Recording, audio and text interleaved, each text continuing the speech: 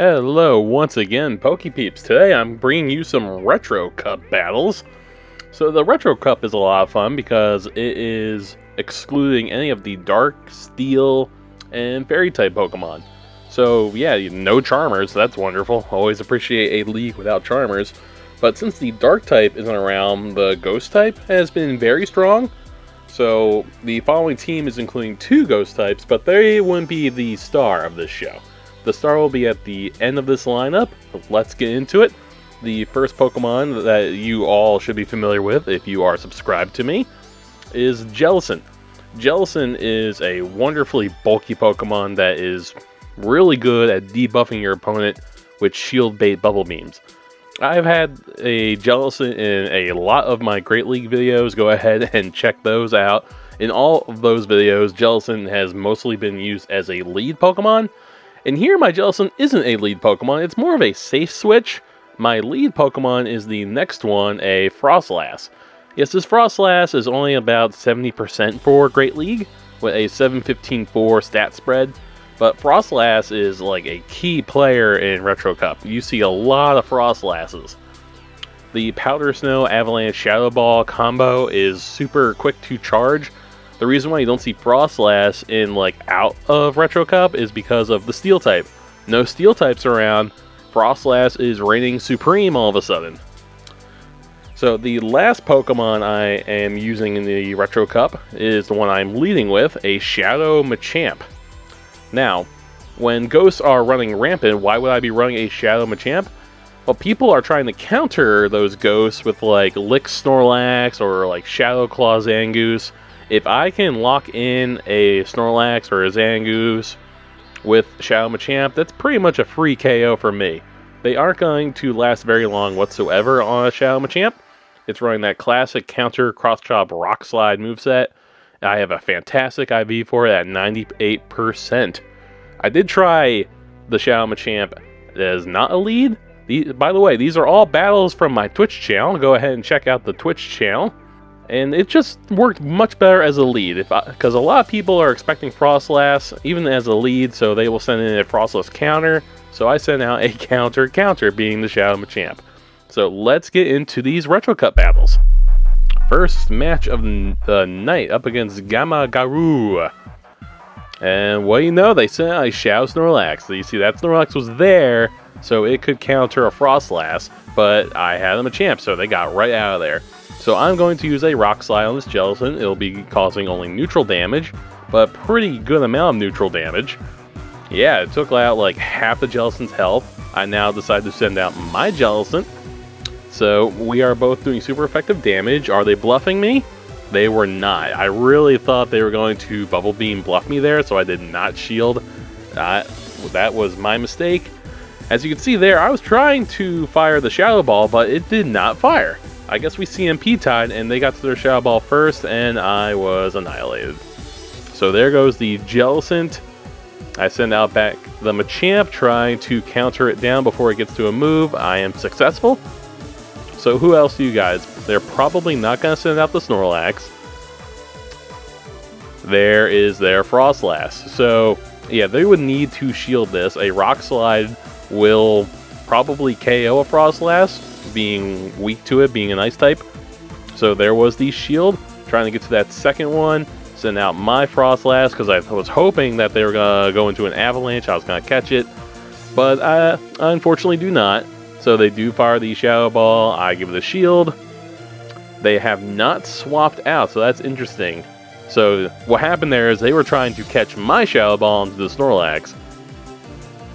Luckily, I saw it coming. I was able to get to an Avalanche instead, taking about half the health of the Snorlax. So I don't have to worry too much about a charge move from the Snorlax. Body Slam superpowers, what they normally run.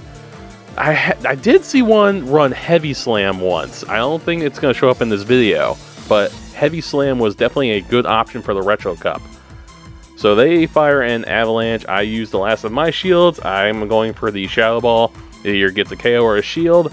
They shield, I switch into Machamp to quickly fire that Rock Slide, giving my opponent no time to react. This should get me the win.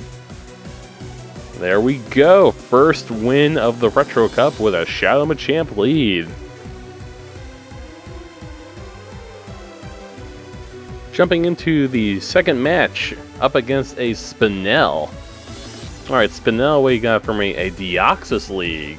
Huh, don't see too many Deoxys leads because of the Froslasses and Jellicents running around. So I send out my Jellicent and they send out a Munchlax. That is a very good counter to my Jellicent, because all I can really do for neutral damage is the Bubble Beams. So I'm just going to fire a Bubble Beam after Bubble Beam and just chip away at its attack stat. Just going to keep debuffing it. Munchlax will most likely have Bulldoze on it, so I should be receiving some Bulldozes, but after debuffs they're not going to do too much damage. This is just a battle of endurance at this point, which they are ultimately going to win, and that is because they are doing super effective damage with that Lick Fast attack. Yep, all I can do here is just do as much damage as I can with the Bubble Beams and just keep debuffing it. Like, you know they're going to switch out the moment I have my Pokemon come out, the next Pokemon. Well, yeah, this is the only option I have, because I don't want to be switch locked. So here comes, like, what, Bubble Beam number 5? And I actually do switch out to my Machamp. I was predicting that the Deoxys would come back out. Thank goodness it was Deoxys and not, like, the Froslass. I hit it with neutral damage with the Rock Slide.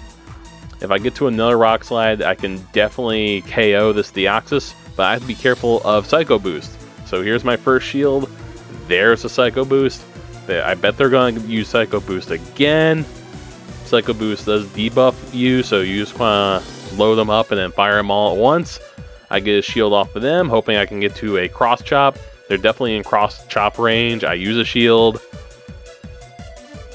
Really thinking I can get to this next Cross Chop, but turns out they like really overcharged and played me. That was a very good move on my opponent's end. Psycho Boost charges very quickly. Send back out my Jellicent. Of course, there is their Munchlax. I'm gonna get one Bubble Beam off. Hopefully my Froslass can Powder Snow the Munchlax. Let's see what happens here. Very close, so I'm gonna get bulldozed here. How much is this going to do after one bubble debuff? Oh no, they used the Body Slam. Okay, so that was wonderful. They did not have enough energy to get to the bulldoze. Their last Pokemon is a Licky. So this isn't a fantastic matchup, but we do have a lot of energy here. So maybe, just maybe, we can get to enough avalanches to take it out. Now, unfortunately, they do have one last shield. I'm sure this Licky was able to get to a Power Whip. Let's see. Here comes the move. Is it Power Whip or Body Slam? At this point, I don't think it matters. Oh, a Shadow Ball. Oh, okay. I didn't even know Licky got Shadow Ball. So it's almost Licky's almost like a faux ghost. Next match up against Dream Eater. So far we have 1 win, 1 loss. That was a pretty good loss though. Great play with the Licky. So we're up against a Medicham lead. Yeah, I want nothing to do with that with my Shadow Machamp. And I bring out Jellicent, and they bring out Mew, interestingly. So if I am able to Shadow Ball a Mew once, it's definitely going to get KO'd, so I use the Bubble Beam bait. I am successful. So I have to be very careful, because these usually run Wild Charge all the time. Let's see what we got here. A Grass Knot. Okay, that's still not good, but it could have been worse with Wild Charge. I'm going to go for it this time. I'm going to fire with Shadow Ball, and hopefully they don't shield. Now, there's the shield. So, now I'm waiting for them to get to their Grass Knot. Yep, we're both going to use both our shields here, and they use Rock Slide. What an interesting moveset. Rock Slide, Grass Knot. I don't usually see that on Mew whatsoever. It's usually like Wild Charge and Grass Knot. So they use a Rock Slide again. I guess they didn't have enough energy to get to that Grass Knot. Grass Knot definitely would have KO'd me. I'm able to get to my Shadow Ball and KO the Mew. Out comes an Alolan Marowak. Yikes. So this is not looking great, because Jellicent would have taken care of this very easily. But because my Jellicent is so low on HP, it's going to be able to take me out before I can. Out comes my Machamp. Oh, I brought in Machamp, and they immediately switched into Medicham. I wanted nothing to do with a Medicham Machamp fight, because that's definitely a fight I would lose. I have no shields left, so I have to take his move. Luckily, it is a dynamic punch. A psychic would have done quite a bit of damage, but we resist the dynamic punch. I overcharge because I want to have a Shadow Ball ready for that Marowak. Unfortunately, they do get to their charge move first. And down goes my Froslass, but I do have my full health Machamp. So now it just becomes, can I get to the Rock Slide in time? I did not. This is scary. What move is this? It's only a Bone Club. They did not have enough energy to get to the Shadow Bone, and they panicked and fired the Bone Club. They might actually be able to get to that Shadow Bone in time if they just committed to it. So that gives me the KO with the super effective Rock Slide. We are up to 2 wins now with the Shadow Machamp lead. Good game. 4th match. I am not even going to attempt to pronounce whatever gobbledygook that name was.